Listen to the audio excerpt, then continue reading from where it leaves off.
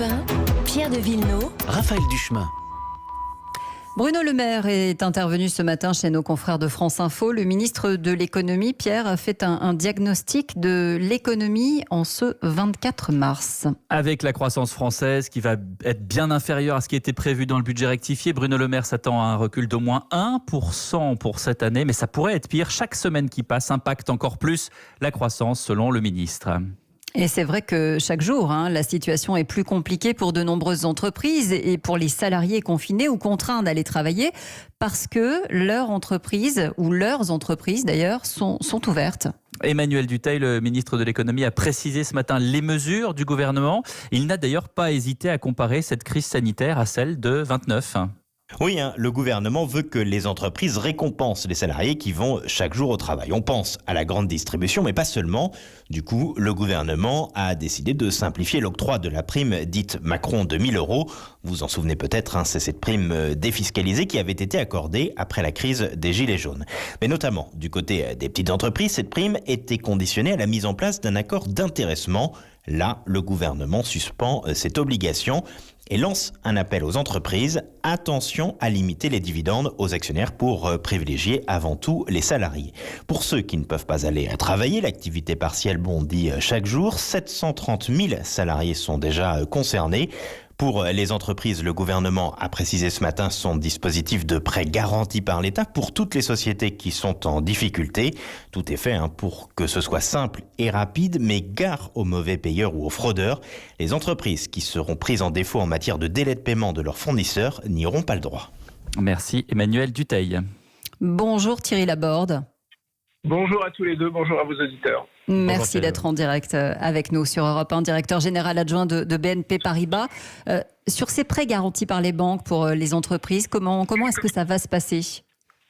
Disons, c'est un dispositif simple, massif et inédit qu'on a monté en 8 jours entre l'État et les banques avec le support de BPI.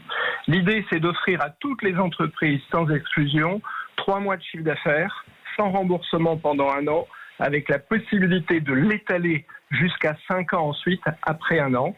Et tout ça, pour ce qui concerne BNP Paribas, au taux de 0,25% pour les entreprises jusqu'à 50 millions de chiffre d'affaires et 0,50% au-delà. Et ces taux, ils ont été décidés comment, Thierry Laborde ? C'est assez simple. Vous savez qu'aujourd'hui, c'est le coût de liquidité des banques qui sont différents par banque, par nature, auquel se rajoute le coût de la garantie de l'État, qui est ce fameux 0,25 et 0,50. Comme aujourd'hui, les coûts de liquidité des banques sont très, très faibles, on peut obtenir un taux zéro plus 0,25, 0,50.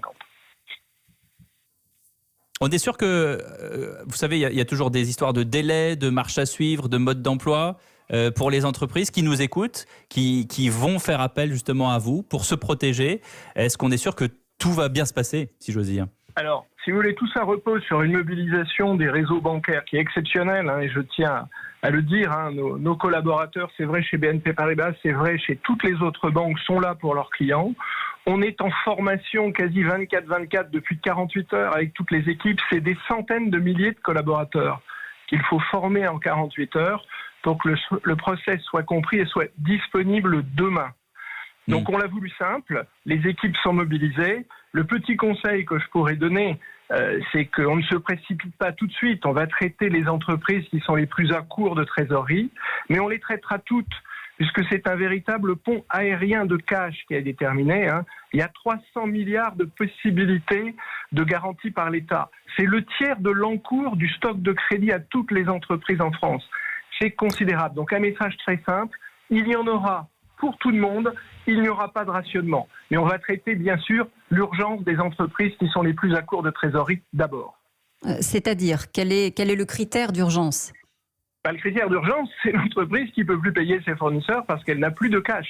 Il y a des entreprises qui ont encore des matelas de trésorerie, qui ont encore des réserves.